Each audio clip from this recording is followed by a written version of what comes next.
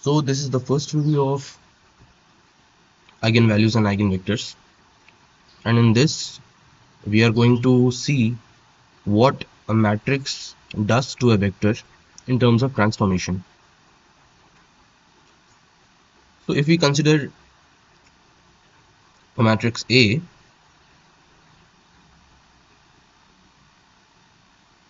some elements A, B, C, D, and a vector X, again it has elements x1 and x2, what does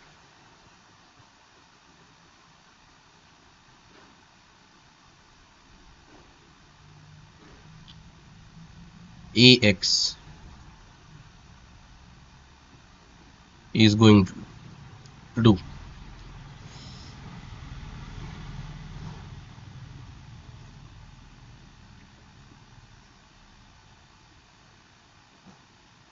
So to understand this, let's start with the simple case where A is an identity matrix.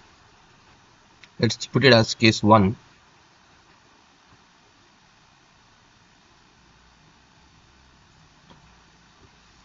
So here A is an identity matrix.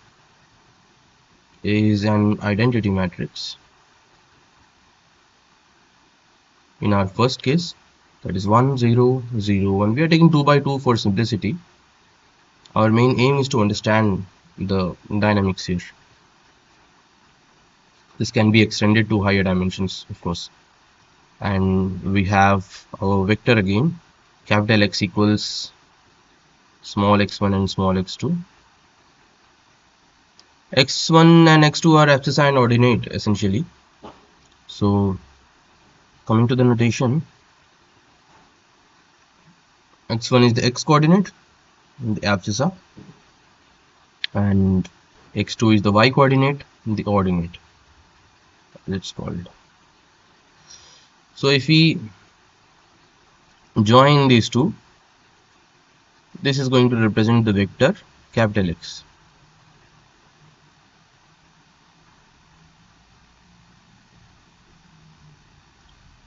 This is our vector capital X. And this is of course the origin.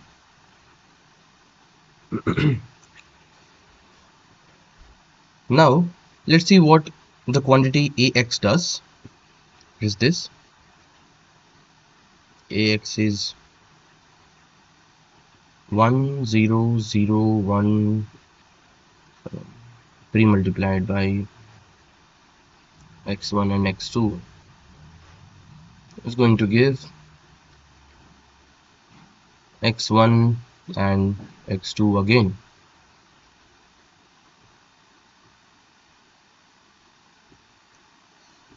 This means the vector remained intact.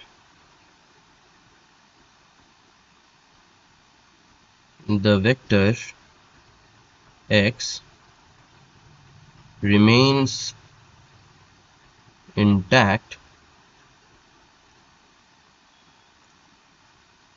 even after the pre-multiplication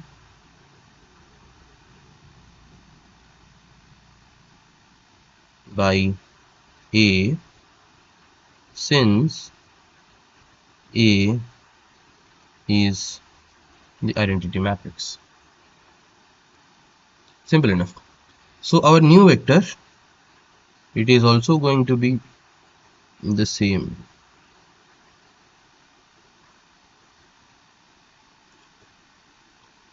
Let's name it as x transpose, sorry, x suffix t.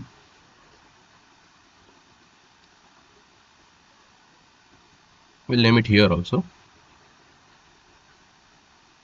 or we'll put it here, x t equals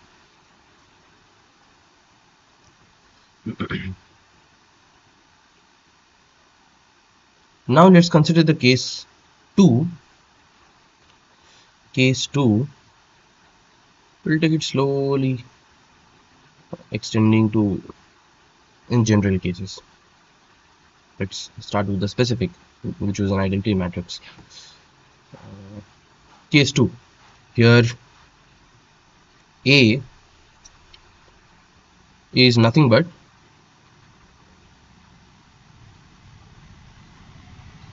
identity matrix multiplied with some scalar. Let's take the scalar as 2. 2, 0, 0, 2. In a while we'll see why I'm doing this. And we have x again, the same, x1 and x2.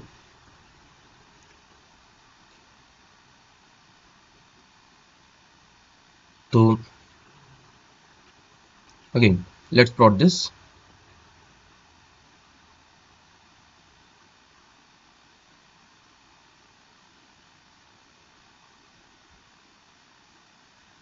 X1 and x2. Oh, I need to work on this more. Yeah, this is x before transformation, and let's do again the operation. The new transformed vector is a times x again. This gives 2x1 plus 0 and 0 plus 2x2, which is again 2x1 and 2x2, which is just 2 times of x1 x2. That's nothing but 2 times of x.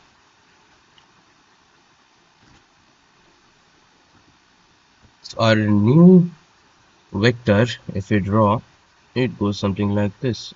Let's say 2x1, and let's say here it is 2x2, and we'll plot it till here. Our transformed vector will be this, just stretched to the twice of its original length. So what we see here is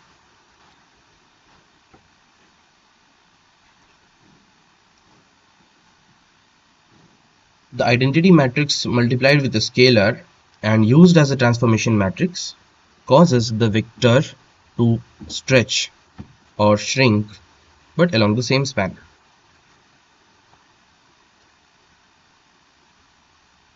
If the transformation matrix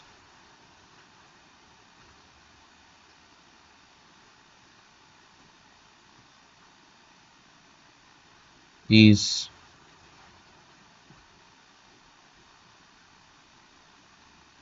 scalar times the identity matrix,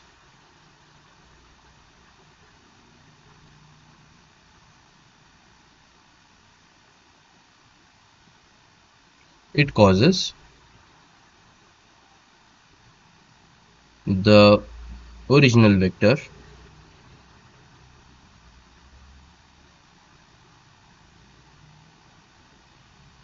to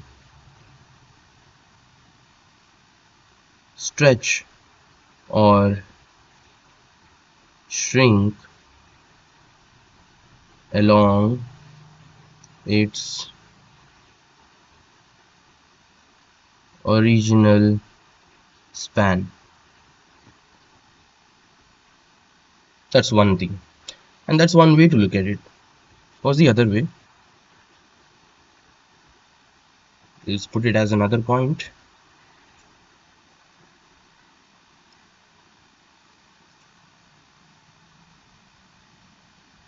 Diagonal elements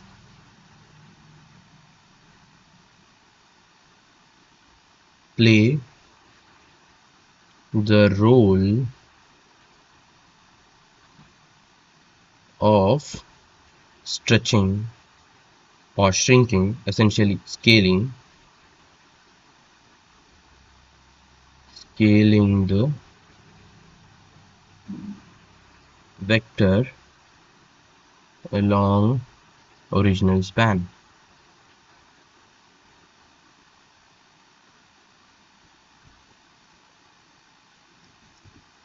So if you want to stretch a vector or shrink a vector,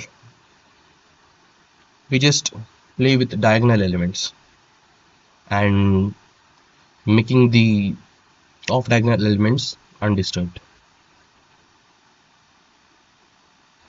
And let's see what off diagonal elements do. Here is our case 3.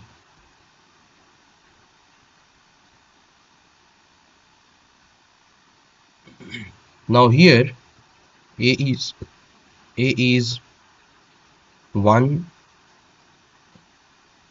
2 2 1 maybe, and then ax is 1 2 2 1 times the x1 x2. This gives x1 plus 2 x2 and 2x1 plus x2.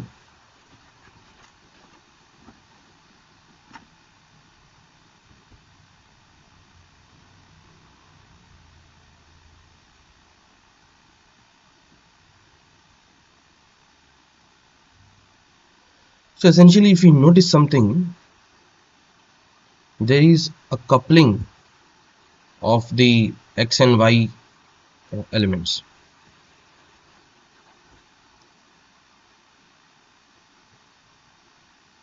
Notice that there exists a coupling among x and y elements, which are basically dimensions.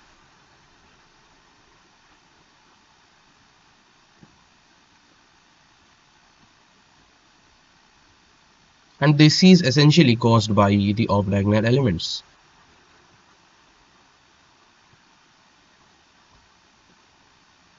So if we plot this, this is our x1 and this is our x2, then maybe we have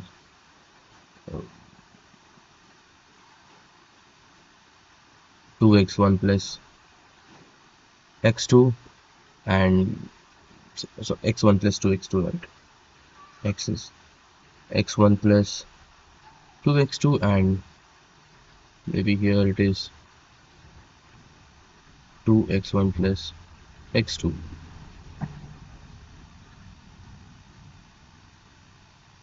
If we plot our original vector like this, then our transformed vector becomes something like this.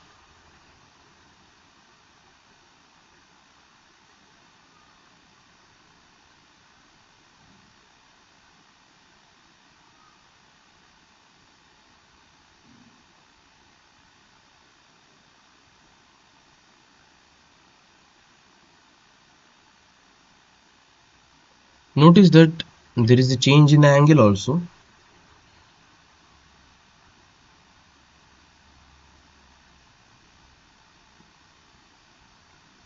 There's a change in the angle also. Also there is a scaling. Why? Because the off diagonal elements have caused the coupling between the x and y elements, which causes scaling and also rotation. Or let's put it essentially, it causes coupling among the x and y, or we can say that it causes skewing. Therefore, off diagonal elements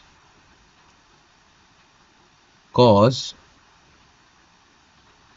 coupling in let's pick it as dimensions. Coupling among dimensions, among basis dimensions,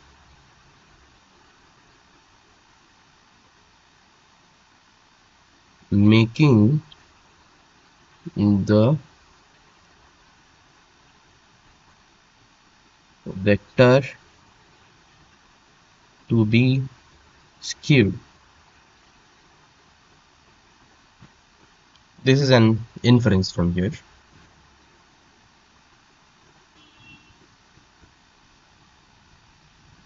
And if you want to calculate the angle by which this vector has rotated, it can also be done very easily. Theta is tan inverse of y by x something. Then delta theta becomes tan inverse of final y by x minus tan inverse of initial y by x, something like that. That can be calculated.